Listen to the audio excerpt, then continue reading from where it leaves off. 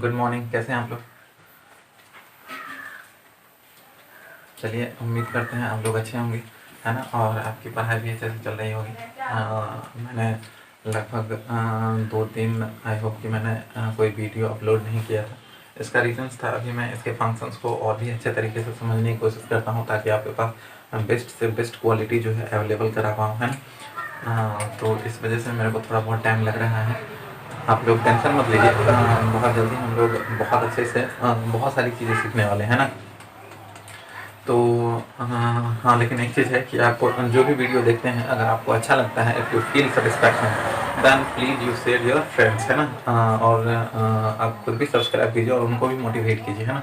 और साथ ही साथ मैं बार बार रिक्वेस्ट कर रहा हूँ आप लोगों से कि जो भी आपके क्वेरीज होते हैं या जो प्रॉब्लम्स होते हैं या फिर जो थ्योरीज, यानी कि जो भी मैं बताता हूँ, चाहे वो थ्योरीज हो या फिर क्वेश्चंस हो, तो उनसे रिलेटेड जो भी प्रॉब्लम्स होती है या आपकी जो अपनी प्रॉब्लम्स होती है एजुकेशन से रिलेटेड या उस टॉपिक से रिलेटेड, उसको आप क्या कीजिए, कमेंट बॉक्स में लिखिए ताकि मेरे को पता चले वो चीज़, है ना। तो ही मैं उसके ऊपर क्या करूँगा, उससे रिलेटेड वीडियोज़ बनाऊँगा। समझ में आने बात, आपको क्लैरिटी मिलेगी उससे, है ना दोस्तों। तो आप जानते हैं मैंने मतलब 9th का भी, 10th का भी, है ना, 12th का वीडियो अब तक अपलोड कर चुका हूँ। आज मैं आप लोगों को गुड न्यूज़ देने वाला हूँ कि आज मैं क्लास 9th का भी टॉपिक स्टार्ट करने वाला हूँ, है ना दोस्तों। लेकिन यहाँ पे एक चीज़ है कि मैं आज स्टार्ट करने वाला टॉपिक जो है, मेरा आज का टॉपिक वो है हमारा ट्रायगोनोमेट्री। एक्चुअली हम आप लोगों को मतलब ऐसा अनाउंस किए थे कि मैं क्या करूँगा, इंटीग्रल मतलब कैलकुलस ही शुरू करूँगा, है ना। लेकिन वहाँ प्रॉब्लम्स है। प्रॉब्लम्स ये है कि वो कैलकुलस जो है वो मोर देन वन टॉपिक से क्या है, रिलेटेड है ना। वहाँ पे नॉर्मल्स पढ़ाना पड़ेगा, टेंजेंट पढ़ाना पड़ेगा, तो वो ज्योमेट्री से लिंक हो जाएगा। और साथ ही साथ डिफ्रेंसिएशन को मुझे अच्छे से समझाने के लिए लिमिट्स को भी पढ़ाना पड़ेगा। तो एक कंटिन्यूस वे में उसको चलाना पड़ेगा, मैं ऐसे डायरेक्ट उसको स्टार्ट नहीं कर सकता हूँ, है ना। तो इसलिए मैंने सोचा है कि मैं सबसे पहले जो है वो ट्रायगोनोमेट्री शुरू करूँगा, क्योंकि ट्रायगोनोमेट्री का किसी दूसरे चैप्टर से लिंक नहीं के बराबर है। और जो भी इसका क्या है कनेक्शन है, वो 10th के थोड़े बहुत 10th के ट्रायगोनोमेट्री से है, तो वो आप पढ़ चुके हैं, है ना। तो आपको लगभग 99% जो है इसमें प्रॉब्लम होने के चांसेस या किसी दूसरे टॉपिक से इसका कनेक्ट होने का चांसेस लगभग क्या हो जाता है, 0% हो जाता है। तो इससे क्या होगा कि आपको ये चीज़ें समझने में बहुत सहूलियत होगी। और मेरा यही फोकस होता है कि पढ़ाते वक्त ऐसा कौन सा टॉपिक मैं पढ़ाऊँ जिससे आपको बहुत ज़्यादा समझ में आए, ना, कन्फ्यूजन्स बहुत कम हो। और ट्रायगोनोमेट्री जानते हैं, 11th में ट्रायगोनोमेट्री जो है आपके पूरे चैप्टर्स का एक क्या बोलते हैं, एक मेन जो है क्या हो जाता है, एक सार हो जाता है। समझ में आ रही है वो?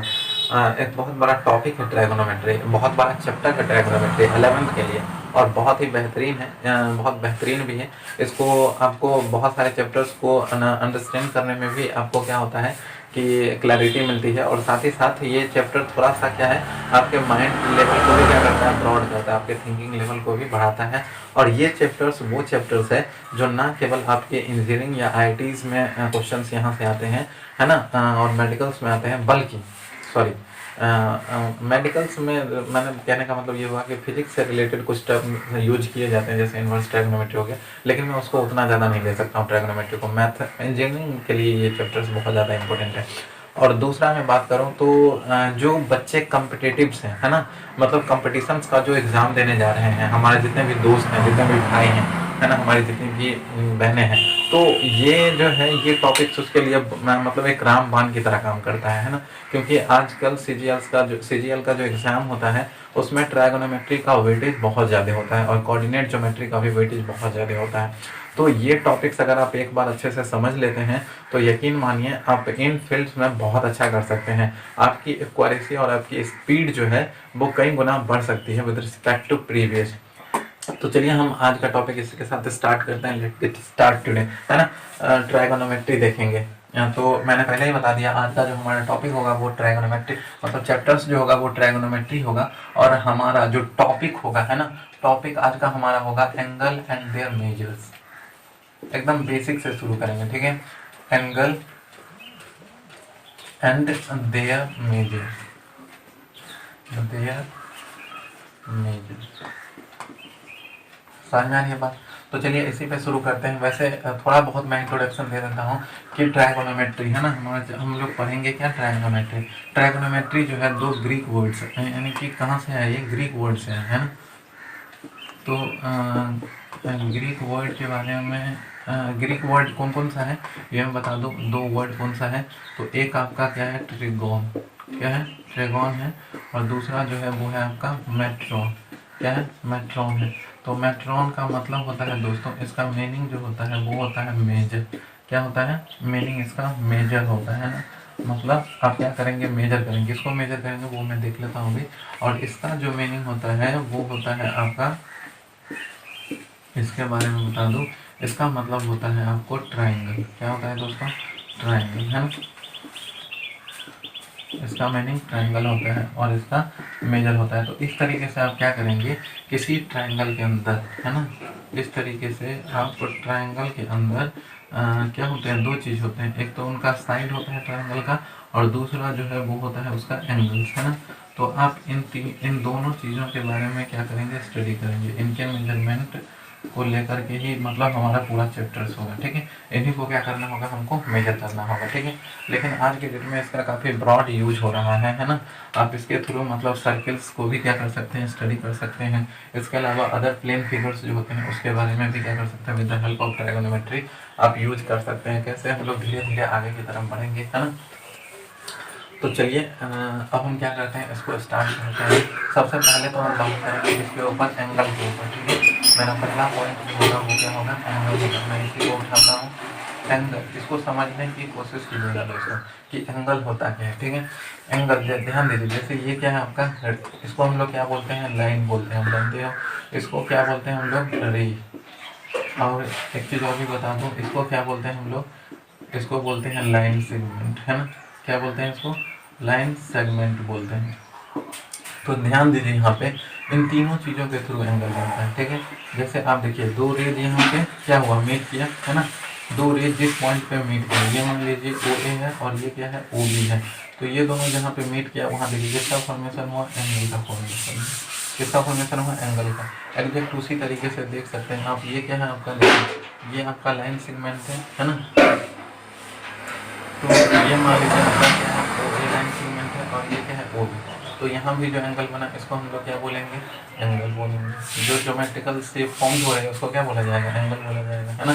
एग्जैक्ट उसी तरीके से लाइन को भी आप दिखा सकते हैं कि ये ध्यान दीजिए ये आपका दोनों क्या हो गया लाइन हो गई है ना।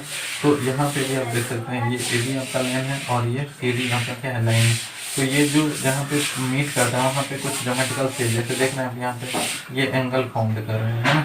तो ये यहाँ भी बना रहा है एंगल, यहाँ भी बना रहा है, यहाँ भी बना रहा है, यहाँ भी बना रहा है, 4 एंगल का फॉर्मेशन कर रहा है। इसी तरीके से ये भी कर सकता है ना, मैं इसको भी प्रोड्यूस कर सकता था ऐसे करके, मैं इसको भी क्या कर सकता था प्रोड्यूस कर सकता था।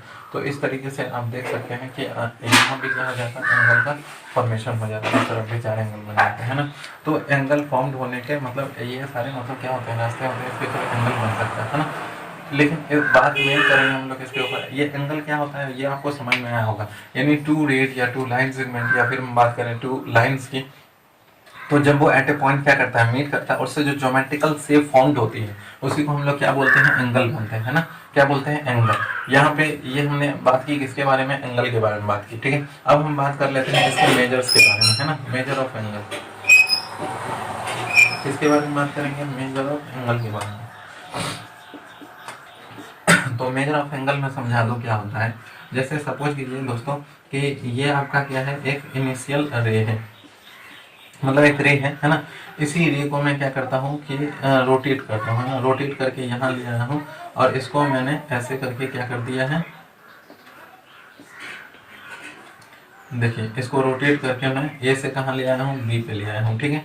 तो यहाँ पे देख सकते हैं कि ये जो है हमारा है ना, कहाँ से मैंने स्टार्ट किया है ओ ए से स्टार्ट किया है। तो ओ ए से जो स्टार्ट किया है ये मेरा क्या हो जाएगा इनिशियल, क्या हो जाएगा दोस्तों इनिशियल साइड हो जाएगा, या इसी को मैं इनिशियल टर्मिनल भी बोल सकता हूँ है ना, या इसी को मैं आर्म भी बोल सकता हूँ इनिशियल आर्म, ठीक है।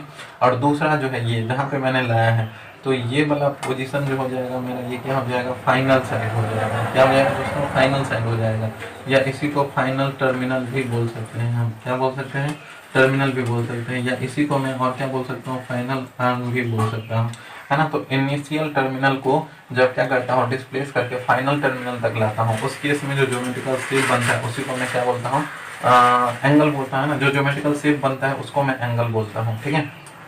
लेकिन इस इनिशियल टर्मिनल से फाइनल टर्मिनल, इस इनिशियल टर्मिनल से फाइनल टर्मिनल तक जो रेडियस वेक्टर क्या होता है, जो रेडियस वेक्टर होता है वही मतलब क्या करता है, क्या कहलाता है, मेजर ऑफ एंगल कहलाता है, ठीक है। क्या कहलाता है, मेजर ऑफ एंगल कहलाता है। तो इसको याद रखिएगा, इसको हम लोग क्या बोलते हैं, मेजर ऑफ एंगल बोलते हैं, ठीक है। तो अगर मैं इस तरीके से डिफाइन करूं कि मेजर ऑफ एंगल होता क्या है, तो कैसे मैं डिफाइन करूंगा, ध्यान दीजिएगा इसको। Measure of angle is equal to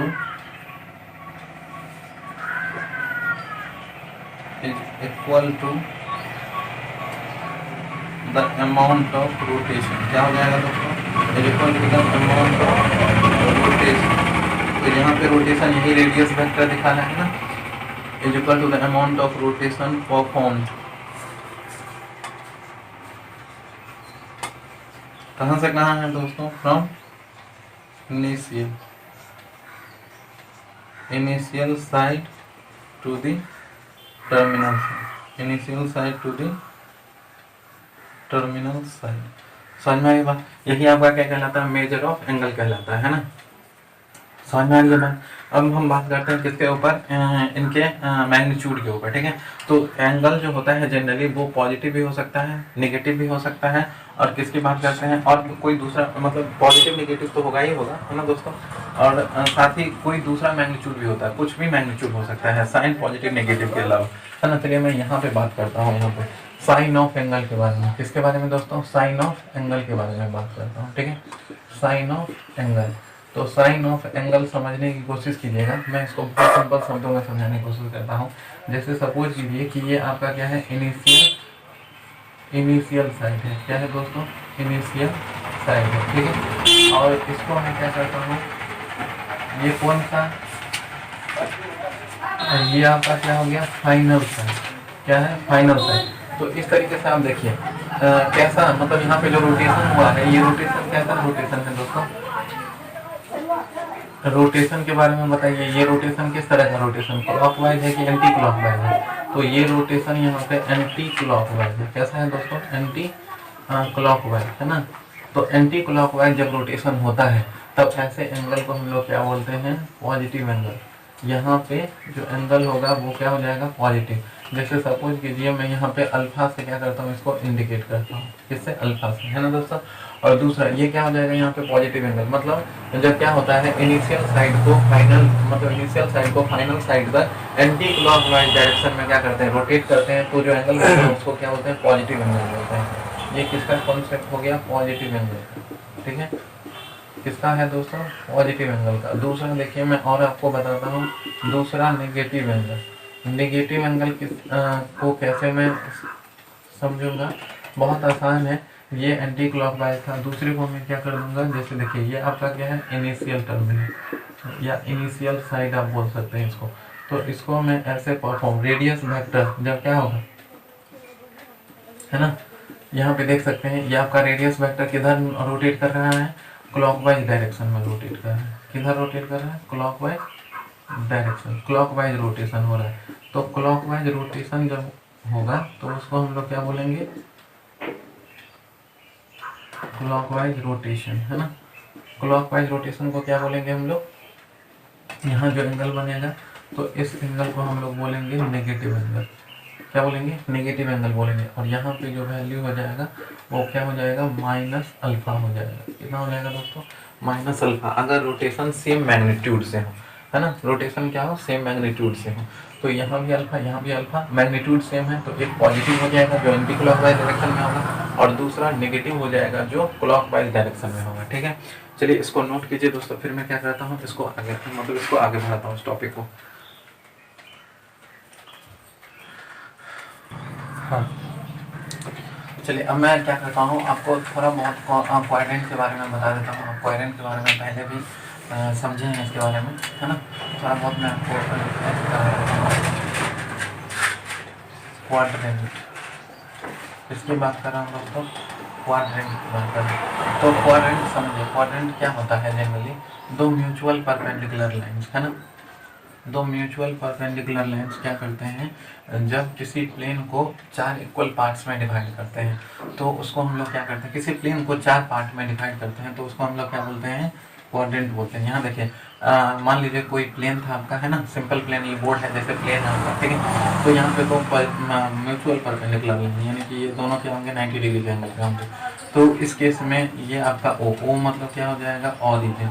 origin आप जानते ही हैं, जिसका कोऑर्डिनेट क्या हो, 0 0, ये आपका क्या हो जाएगा, ओरिजिन कहलाएगा। और ये क्या हो जाएगा, एक्स डैश, आप इसको लिख सकते हैं या माइनस एक्स भी लिख सकते हैं, अब एक्स डैश से लीजिए।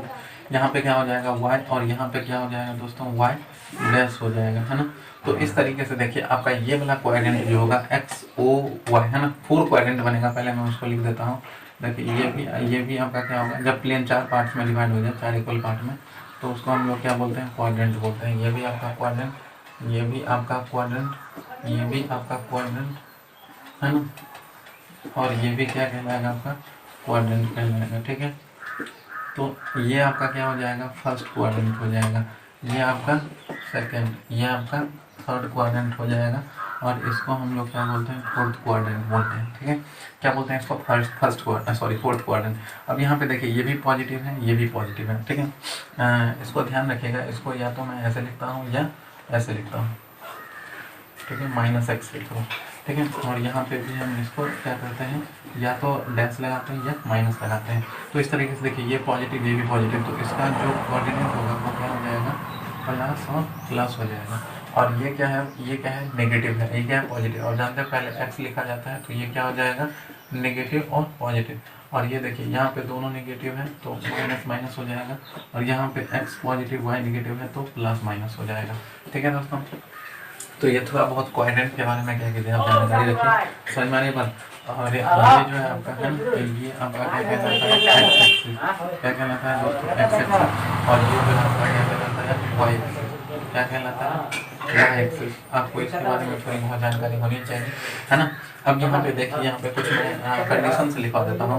सपोज कीजिए, स्पेस नहीं है यहाँ पे, नहीं तो मैं लिखवा देता हूँ यहीं पे ही, है ना। अगर मैं मतलब इसको थीटा मानूँ, है ना, चलिए मैं यहाँ पे लिख देता हूँ। सपोज कीजिए कि एंगल, कोई एंगल है जो अल्फा बनाता है, ठीक है। अगर वो एंगल 0 और 90 के बीच में है, अल्फा क्या है, 0 और 90 के बीच में, इसका मतलब किसकी बात कर रहे हैं, किस क्वाड्रेंट में होगा, किस क्वाड्रेंट में होगा, it lies in first quadrant. किसमें होगा दोस्तों, फर्स्ट क्वाड्रेंट में होगा, ठीक है। और दूसरा देखिए, अगर मैं बात करूं कि अल्फा 90 किसके, 90 और 180 के बीच में है, तब उस केस में क्या हो जाएगा दोस्तों, it lies in second quadrant. किसमें होगा, सेकंड क्वाड्रेंट में होगा, ठीक है। इसके अलावा ध्यान दीजिए, अगर मैं बात करूं कि 180 और किसके बीच में हो, अल्फा 270 के बीच में हो, है ना, तो मैं उसको क्या बोलूँगा, it lies in third quadrant. किसमें हो जाएगा, थर्ड क्वाड्रेंट में हो जाएगा, ठीक है। और अगर मैं बोलूँ कि अगर मेरा अल्फा 270 है ना और 360 के बीच में है, तब उस केस में अल्फा कहाँ पे लाइज करेगा, इट लाइज इन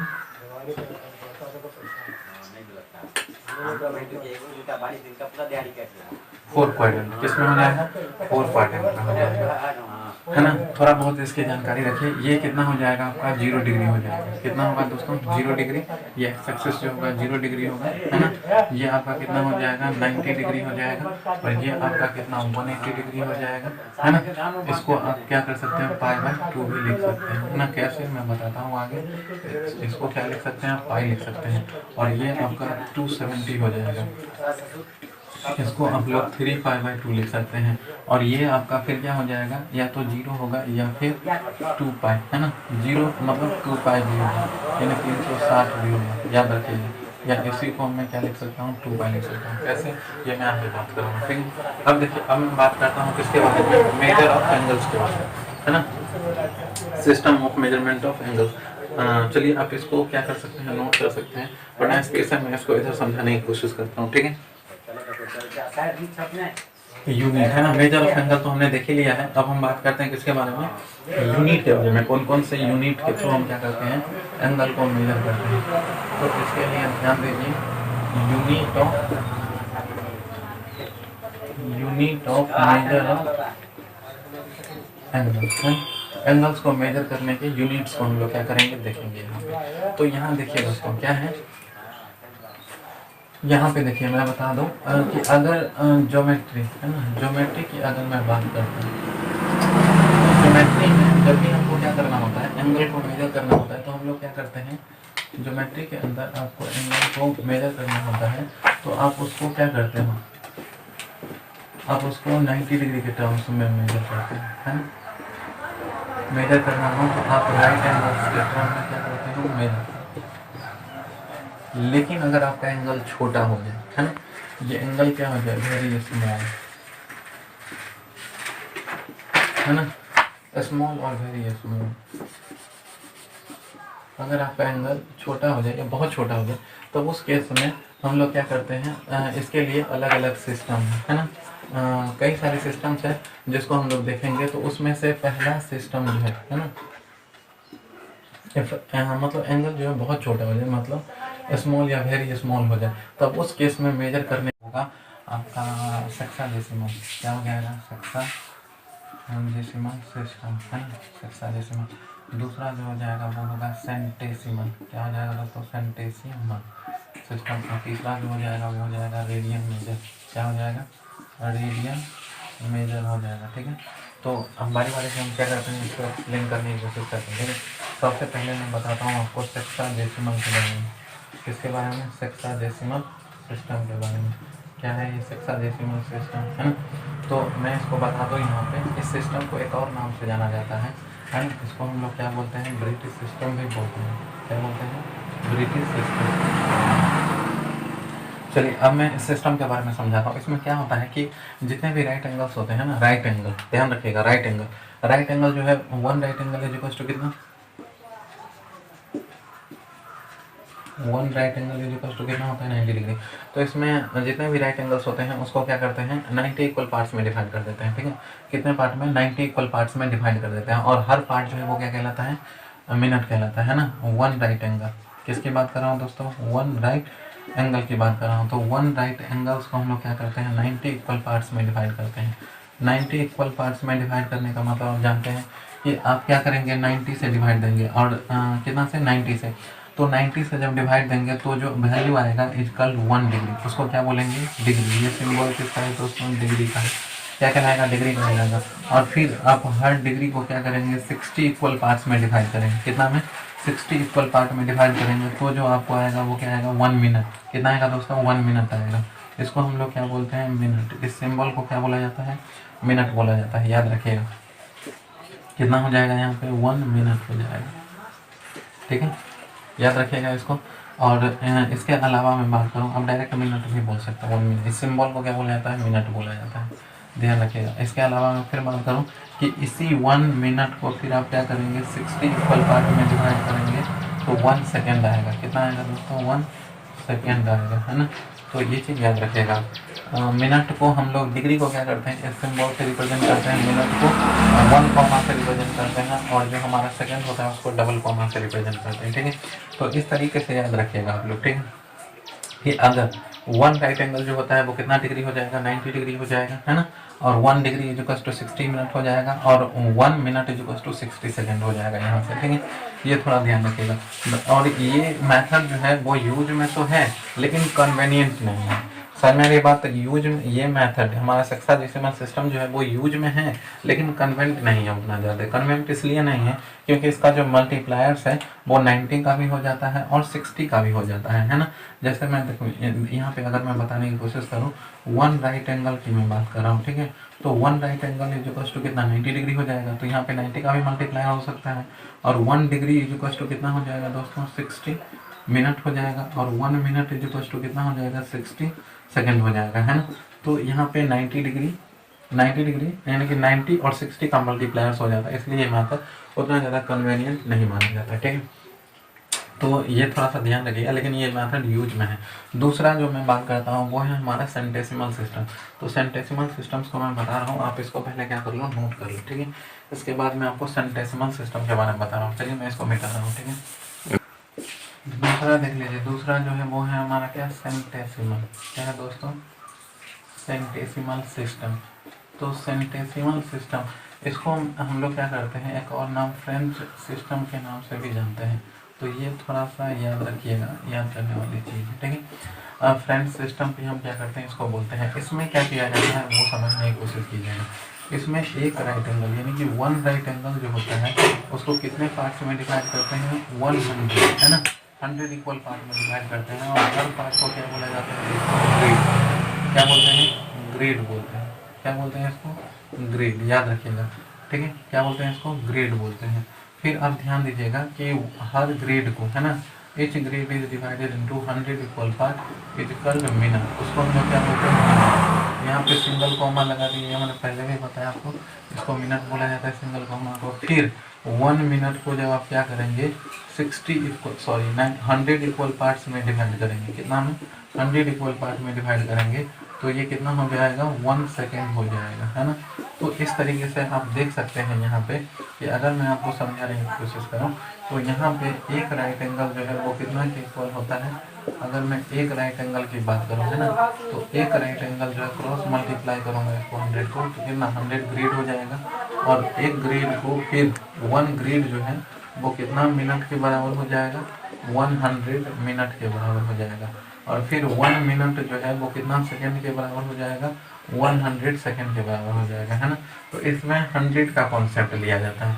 ये मेथड देखिए पहले कभी बहुत पहले यूज होता था, लेकिन आज इसका यूज बिल्कुल ही ख़त्म हो चुका है, हम लोग इसका इस्तेमाल नहीं करते, ठीक है। लेकिन मेथड से एक हिस्टोरिकल बैकग्राउंड है, तो इसलिए मैंने इसको क्या किया आपको बता दिया, ठीक है। इस तरीके से सिस्टम क्या हुई है, डेवलप हुई है ना। इसके अलावा मैं ये भी आपको बता दूँ, कुछ नोट करने वाली चीज़ है। जैसे मान लीजिए यहाँ पे मिनट है, यहाँ पे मिनट है, तो ये यहाँ का एक मिनट जो है यानी कि सेंटेसिमल, किसकी बात कर रहा हूँ मैं, मान लीजिए कि सेंटेसिमल है ना। सेंटेसिमल सिस्टम का मैं कहूँ कि एक मिनट जो है वो बराबर हो जाएगा 1 मिनट ऑफ क्या, सेक्साडेसिमल। तो ये लिखना बिल्कुल ही गलत हो गया, सेक्साडेसिमल। क्या होगा दोस्तों, ये बिल्कुल ही गलत होगा, नहीं हो सकता। एग्जैक्ट उसी तरीके से इसका एक सिस्टम जो है ना, वो बराबर नहीं हो, 1 सेकेंड बराबर नहीं हो सकता है इसके 1 सेकेंड के। तो ये भी ध्यान रखने वाली बात है, ठीक है। इसको भी आप क्या करेंगे, ध्यान रखेंगे, ये भी बराबर नहीं हो सकता है, ठीक है। तो चलिए एक और है, उसको हम लोग देखते हैं, और उसको हमारे अपने चैप्टर्स में क्या करना है, उसको स्टडी भी करना है ना। तो पहले वाले का, है ना, इसका यूज करेंगे, पहले वाले का, और क्या करेंगे, तीसरे वाले का यूज करेंगे, ठीक है। इसको अच्छे से समझने की कोशिश कीजिएगा, इसको नोट कर लीजिए आप, ठीक है।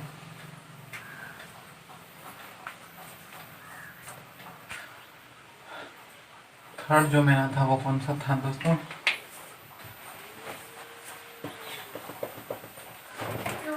थर्ड जो है मेरा वो है रेडियन मेजर, है ना। कौन सा था दोस्तों, रेडियन। रेडियन, और इसी को क्या बोला जाता है, सर्कुलर मेजर भी बोला जाता है, सर्कुलर मेजर, है ना। तो इस सिस्टम के बारे में थोड़ा सा समझ लेते हैं।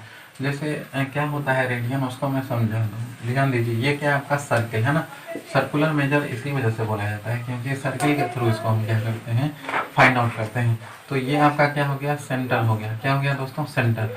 अब ये क्या है आपका, रेडियस है। ये क्या है दोस्तों, आपका रेडियस, है ना। इसको मैं मान लेता हूँ क्या, ए।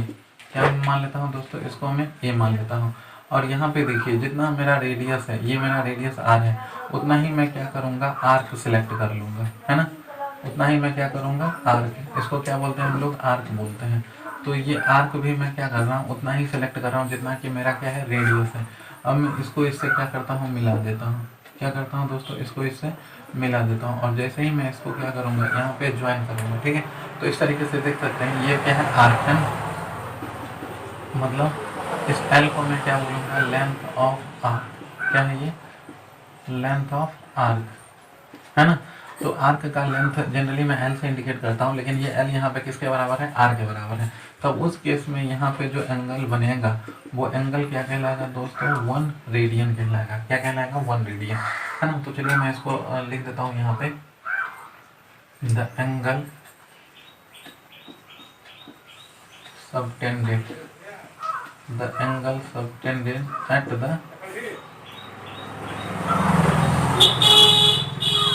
the center of a circle, है ना, by an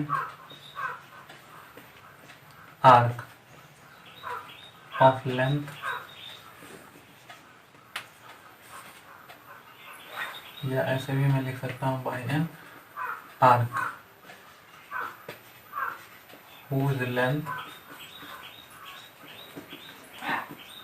is equal to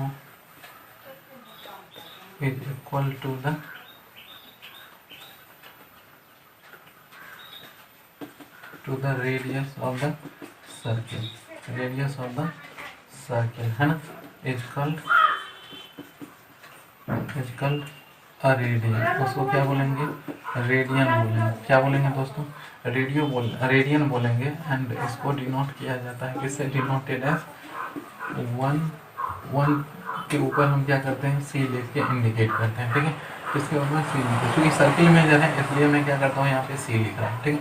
radian major को क्या बोला है, सर्किल मेजर को बोला जाता है, तो इसलिए मैं यहाँ पे सी लिख दिया हूँ, ठीक है। आई होप कि आपको समझ में आई हो ये चीज़ें।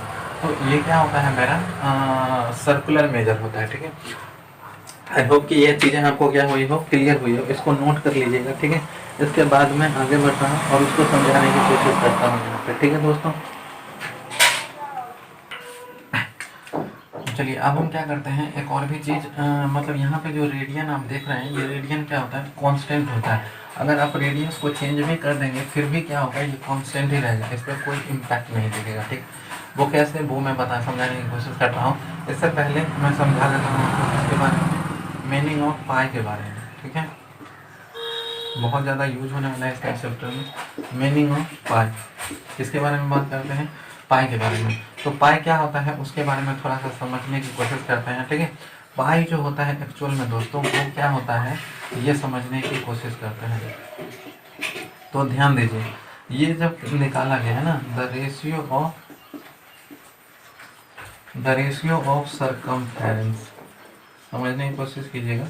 The ratio of circumference to the diameter of a circle, है ना, diameter of a circle is always constant. वो हमेशा क्या आता है, एक कांस्टेंट आता है, सामने क्या आता है, कांस्टेंट आता है। एंड दिस कांस्टेंट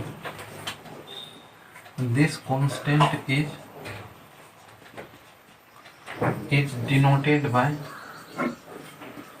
इसको डिनोट किया जाता है किससे, अब जानते ही हैं, इसको डिनोट किया जाता है दोस्तों पाई से, है ना। इसको किससे डिनोट किया जाता है, डिनोटेड है पाई से। इसको हम क्या करते हैं, डिनोट करते हैं, ठीक है। तो यहाँ पे मैं बता दूँ, यहाँ पे देखिए, जैसे आप खुद भी प्रैक्टिकल कर सकते हैं। जैसे ये क्या हो गया आपका, सर्किल हो गया, ठीक है दोस्तों। तो इसका सरकमफेरेंस मतलब क्या होता है, टोटल जो सर्किल जो होता है, टोटल जितने भी आर्क से मिल के बनते हैं उसके लेंथ को हम पता कर लेंगे, ठीक है। और मान लीजिए कि इसके टोटल लेंथ जो होता है सर्किल का, उसको हम मान लेते हैं कितना, उसका जो सरकमफेरेंस है वो मैं मान लेता हूँ यहाँ पे कितना है, C1 है ना। और इसका जो डायमीटर है वो मैं, अगर इसका रेडियस कितना है दोस्तों, R1, तो इसका जो डायमीटर हो जाएगा D1 बराबर कितना, 2R1 हो जाएगा। तो इस तरीके से आप देख सकते हैं कि यहाँ पे क्या होगा कि C1 यानी सरकमफेरेंस बाय डायमीटर, यानी कि D1 का जो रेशियो होगा वो हमेशा क्या होगा, कांस्टेंट होगा, है ना। यहाँ पे जो मैं रेशियो निकालता हूँ वो, और फिर इसी तरीके से आप क्या कर सकते हैं, इसका रेशियो निकाल लीजिए, है ना, जो भी वैल्यू है। फिर आप बड़ा वाला सर्किल ले लीजिए यहाँ पे, है ना, इसका रेडियस बढ़ा दीजिए थोड़ा, ये मान लेते हैं R2 है, और इसका सरकमफेरेंस जो है वो कितना है, C2। इससे भी बड़ा सर्किल ले लेता हूँ, है ना, इसका रेडियस मान लीजिए कितना है, R3 है, और इसका सरकमफेरेंस जो है कितना है, C3 है ना। तो इस तरीके से यहाँ पे मैं दिखा दूँ आपको कि इस केस में क्या होगा कि C1 बाय में कितना होगा, 2R1, है ना। और C2 बाई में 2R2 और C3 बाई में कितना हो जाएगा 2R3। ये हमेशा क्या होगा, बराबर होगा किसी कांस्टेंट के, किसके कांस्टेंट के, किसी कांस्टेंट के बराबर होगा। और जिस कांस्टेंट के बराबर होगा दैट इज नोन एज पाई, उसी को हम लोग क्या बोलते हैं, पाई बोलते हैं। तो ये प्रैक्टिकल आप कर सकते हैं घर पे, धागे से भी कर सकते हैं ना। और इस कांस्टेंट को हम लोग, हमने क्या बताया अभी, क्या बोला जाता है, पाई बोला जाता है। और पाई की अगर मैं बात करूं, है ना, तो इसका अभी तक जो है एक्वारेट वैल्यू है ना, इसका एग्जैक्ट वैल्यू है ना, एग्जैक्ट वैल्यू, एक्वारेट नहीं, एग्जैक्ट वैल्यू की अगर मैं बात करूं तो अभी तक इसके एग्जैक्ट वैल्यू के बारे में जो है पता करना संभव नहीं हो पाया है ना। अभी तक इसके एग्जैक्ट वैल्यू के बारे में पता नहीं चला है। लेकिन पाई का जो मोर एक्वारेट वैल्यू है ना, पाई का जो मोर क्या है, एक्वारेट वैल्यू है दोस्तों, वो कितना है उसके बारे में बता दो। ये है आपको 355 बाय में 100 कितना है 13 है, ठीक है। इसको याद रखिएगा। इसी वैल्यू को जब आप क्या करते हैं, सॉल्व करते हैं, तो ये तकरीबन कितना आता है 3 पॉइंट, अब देख रहे हैं 3 से भाग लग जाएगा यहाँ पे, 3 बार पढ़ेंगे 339 होगा, 39 और 16 मिलके कितना हो जाएगा 55 हो जाएगा। तो 16 पे आप क्या करेंगे, जीरो रखेंगे तो 160 हो जाएगा। तो उस केस में 1 टाइम्स आप क्या करेंगे, लगाएंगे तो लगेगा। फिर आप देख सकते हैं यहाँ पे 55 और 5 60 60 64, यानी कि 16 9 कितना 25 पे कितना रखेंगे आप जीरो, तो कितना हो जाएगा 250 हो जाएगा। अब 113 को कितना 4 बार पढ़ सकते हैं, है ना। यहाँ पे 1 मिनट दोस्तों देखें, 339 हो जाएगा। तो यहाँ पे कितना बच जाएगा 39 40 और 15, ये तो कितना 16 हो जाएगा। 16 पे जीरो रखेंगे तो कितना हो जाएगा आपको 113 को 1 बार पढ़ेंगे तो 1 आएगा, है ना। फिर आप देखिए 13 और कितना था हमारा 160, है ना। तो 160 अगर था तो 16 में से 13 को मैं माइनस करूं तो कितना बचेगा, 16 में से 60 में से आप 13 को माइनस करेंगे तो ऑफकोर्स कितना 47 बचेगा। वहाँ पे जीरो रखेंगे तो कितना हो जाएगा 470 हो जाएगा। 470 इसको 4 बार पढ़ोगे तो 452 ही होगा। तो यहाँ पे कितना 4 टाइम्स में लग जाएगा, ठीक है। तो इस तरीके से लगभग कितना 4 इतना आएगा। फिर आप वहाँ पे देख सकते हो कितना 52 आया है, 52 और कितना 18 को जोड़ेंगे तो 70 हो जाएगा। तो 18 180, यानी कि फिर आप क्या देख रहे हैं यहाँ पे 1 से लग रहा है ना। चलो मैं भाग भी लगा के दिखा रहा हूँ, मतलब मोर एक्यूरेट वैल्यू जो है लगभग इसका कितना है, इतना है ना। तो अब मतलब बाद में ये देखा गया कि ये वैल्यू जो है, पाई का जो वैल्यू है वो किसके अप्रोच है ना। तो देख सकते हैं आप कि इस मतलब 22/7 जो होता है ना, जब आप इसको क्या करते हो डिवाइड करते हो तो आप देखिए यहाँ पे कितना हो जाएगा 3, कितना बचेगा यहाँ पे 1 बचेगा। आप क्या करेंगे 1 से भाग लगाएंगे 10 होगा तो कितना 3 बचेगा। तो 3 कितना हो जाएगा 7 4 28 हो जाएगा, 2 बचेगा, फिर 0 हो जाएगा। तो यहाँ पे कितना 2 आएगा, है ना। तो लगभग आप देख रहे हैं कि यहाँ पे 2 डिजिट जो है वो क्या कर रहा है, इसके 2 डिजिट से मैच कर रहा है ना। तो इसलिए मैं क्या करता हूँ, पाई का वैल्यू जब हमको क्या करना होता है मैथमेटिकली या फिर भी क्वेश्चन मेथड्स जो सॉल्व करने होते हैं या जो प्रॉब्लम्स हमारा सॉल्व करना होता है, तो वहाँ पे हम लोग क्या करते हैं 22 इसका वैल्यू क्या करते हैं सपोज कर लेते हैं। लेकिन ये 22 वैल्यू होता नहीं है इसका, मैं एक रफली वैल्यू क्या करता हूँ यहाँ पे ले लेता हूँ इसका, ठीक है। लेकिन एग्जैक्ट वैल्यू नहीं होता, क्वेश्चन सॉल्व करना इसके अप्रॉक्सीमेट में होता है, इसलिए मैं इसको सिलेक्ट करता हूँ, ठीक है। चलिए आपको पाई का मतलब समझ में आया होगा, ठीक है। आगे हम बात करते हैं किसके बारे में, रेडियन, है ना। रेडियन एज ए कांस्टेंट, है ना। हमने अभी आपको बताया था कि हमारा जो रेडियन होता है वो क्या होता है कांस्टेंट होता है ना। आप रेडियस को बढ़ा घटा सकते हैं, फर्क नहीं पड़ता, वो क्या होता है कांस्टेंट होता है। रेडियन एज ए कांस्टेंट कैसे होता है वो हम यहाँ पे देखने का प्रयास करेंगे, ठीक है। तो एक चीज चलिए दोस्तों यहाँ पे मैं बताता हूँ, ठीक है। ये हमारा क्या है सर्किल है और ये क्या है रेडियस, ये क्या है दोस्तों रेडियस है। अब मैंने बताया था कि यही रेडियस आपका क्या हो जाए, मतलब आर्क ऑफ लेंथ, है ना। अगर आर्क ऑफ लेंथ आपका रेडियस के बराबर हो जाए तो उस केस में इसके सेंटर पे जो एंगल बनता है ना, ये आपका सेंटर है, तो यहाँ जो एंगल बनेगा वो कितना का हो जाएगा 1 रेडियन का हो जाएगा। अब यही रेडियस देखिए मैं क्या करता हूँ, इसको बैकवर्ड डायरेक्शन में बढ़ाता हूँ। तो बैकवर्ड डायरेक्शन में बढ़ाऊंगा तो आप समझ सकते हैं कि ये मान लीजिए अगर ए है और ये बी है, तो इस तरीके से ए बी क्या बन जाएगा हमारा एक लाइन बन जाएगा। क्या बन जाएगा, आप बैकवर्ड डायरेक्शन में बढ़ाएंगे तो ए बी क्या बन जाएगा एक लाइन सेगमेंट बन जाएगा, है ना दोस्तों। लाइन सेगमेंट बन जाएगा तो लाइन पे जानते हैं आप कितना डिग्री का एंगल बनता है 180 डिग्री का एंगल बनता है, जानते हैं आप कितना का बनता है 180 का बनता है। और यहाँ पे आप देख सकते हैं केस में जो क्या हो जाएगा, आर्क ऑफ लेंथ हो जाएगा, है ना दोस्तों। इस केस में आर्क ऑफ लेंथ जो आप क्या करेंगे, कैलकुलेट करेंगे। ध्यान दीजिएगा, यहाँ से यहाँ आर्क ऑफ लेंथ हो जाएगा। तो यहाँ पे ध्यान देने वाली बात है, तो वो क्या, यहाँ पे आप देख लीजिए एल, मान लीजिए कि यहाँ पे ये कितना है, स्मॉल एल है ना, जिसको हमने आर मान लिया है। तो यहाँ जो आर्क ऑफ लेंथ होगा वो कितना होगा, उसको जानना बहुत जरूरी है। ठीक है, ये एल है, इसको मैं मान लेता हूँ कितना, एल डैश मान लेता हूँ। ठीक है, क्या मान लेता हूँ, एल डैश। तो पूरा सरकमफेरेंस जो होता है दोस्तों वो कितना होता है, अगर मैं पूरे सरकमफेरेंस की बात करूं, है ना, कि मेरा पूरा सरकमफेरेंस कितना होता है, तो यहाँ देखिए एक चीज़ मैं और भी यहाँ पे बता दूं कि हमने क्या देखा था यहाँ पे, कि किसका रेशियो हमने निकाला था। यहाँ पे मैं एक चीज़ और भी बता दूं आपको, ठीक है, कि सरकमफेरेंस और डायमीटर का जो रेशियो निकाला था वो हमेशा क्या आता था, एक कांस्टेंट आता था। क्या आता था दोस्तों, कांस्टेंट। और ये कांस्टेंट कितना के, पाई के इक्वल था, है ना। तो इस तरीके से आप c इक्वल टू कितना देख सकते हैं, 2 पाई आर। ठीक, आपको ये फॉर्मूला भी पता चल गया, c इक्वल टू कितना, 2 पाई आर। तो आप जानते हैं डायमीटर सर्किल को क्या करता है, ये डायमीटर हो गया जो सेंटर से पास कर रहा है, तो सर्किल को 2 इक्वल पार्ट में बांटेगा। तो सरकमफेरेंस का कितना हो जाएगा, इसका लेंथ हाफ हो जाएगा। और ये कितना, 2 पाई आर होता है, तो 2 से डिवाइड करेंगे कितना, 2 पाई हो जाएगा। आई होप कि आपको ये समझ में आ रहा है। ठीक है, अब हम बात करते हैं किसके बारे में, यहाँ पे देख लीजिए। तो एक चीज मैं बता दूं यहाँ पे, वी नो दैट, हम जानते हैं, है ना, क्या जानते हैं वो देखिए, कि अगर एंगल आप बढ़ाएंगे, यानी एंगल जो होता है ना, एंगल वो डायरेक्टली प्रोपोर्शनल होता है किसके, आर्क ऑफ लेंथ के, है ना। Angle at centre, angle eight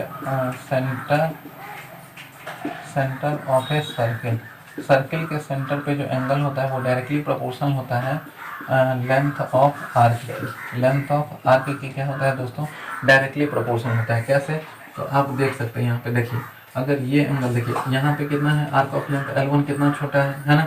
तो यहाँ पे मान लीजिए θ1 है। अब इसको मैं बढ़ा दूँ, क्या कर दूँ, इसको बढ़ा दूँ। देखिए यहाँ पे मैंने क्या कर दिया, इसको बढ़ा दिया।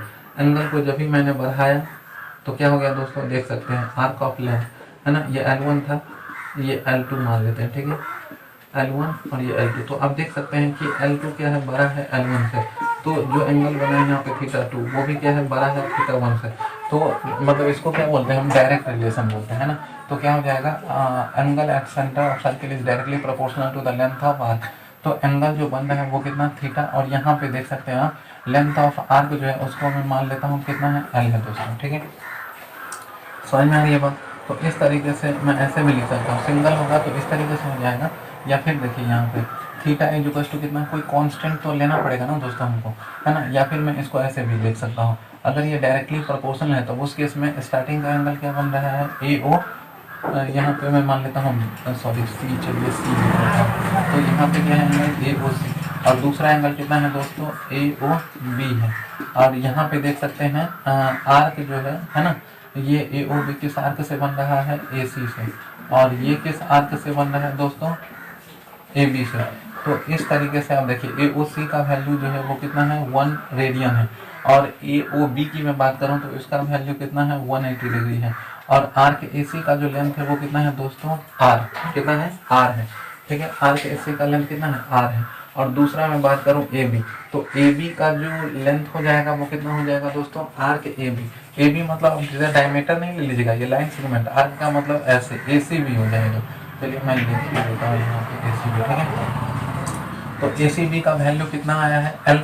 अगर मैं एल निकालूं तो एल कितना हो जाएगा दोस्तों, कितना आया है, सॉरी यहाँ पे आर नहीं कटेगा, यहाँ पे 2 से 2 कैंसिल हो जाएगा तो पाई आर बचेगा। ठीक है, तो क्या बचेगा यहाँ पे, पाई आर। तो आर से आर क्या हो जाएगा, कैंसिल हो जाएगा। इस तरीके से आप देख सकते हैं कि मैं 1 रेडियन निकालूं, यहाँ भी 1 हो जाएगा, और ये कटने के बाद यहाँ कितना आएगा दोस्तों, पाई।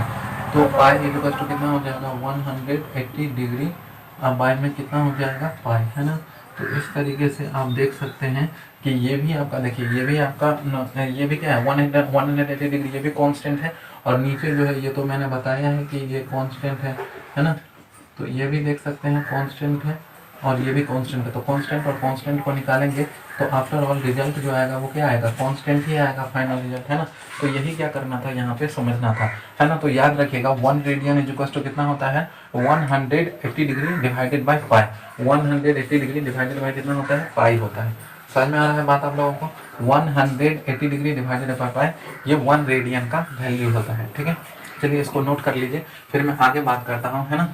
कि देखूंगा मैं अब कि एंगल, रेडियस और जो हमारा लेंथ ऑफ आर्क है उसके बीच में क्या रिलेशन होता है।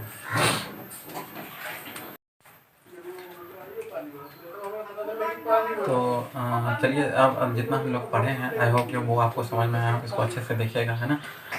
अभी हमने बात की थी किसके बारे में, रिलेशंस के बारे में, है ना। कि क्या बोलते हैं, रेडियन, इसके अलावा जो सेंटर का एंगल बनता है वो, और लेंथ ऑफ आर्क, इन सब के बारे में, रिलेशंस के बारे में हम लोग क्या करेंगे, आगे समझ लेंगे। अभी तक आपको जो भी समझाया गया उसको वीडियो को अच्छे से देखिए, उसको समझने की कोशिश कीजिए, ठीक है। और कोई प्रॉब्लम आता है तो आप प्लीज़ कमेंट बॉक्स में जाकर के कमेंट कीजिए, है ना दोस्तों। साथ ही साथ अपने दोस्तों को भी इनको शेयर कीजिए, है ना। और हमारे चैनल को इसी तरह से कॉन्सेप्चुअली किसी चीज़ों को समझने के लिए क्या कीजिए, चैनल्स को सब्सक्राइब कीजिए, है ना दोस्तों। चलिए मैं इसके साथ बातों करता हूँ आगे के बारे में नेक्स्ट लेक्चर में देखूँगा। Thank you.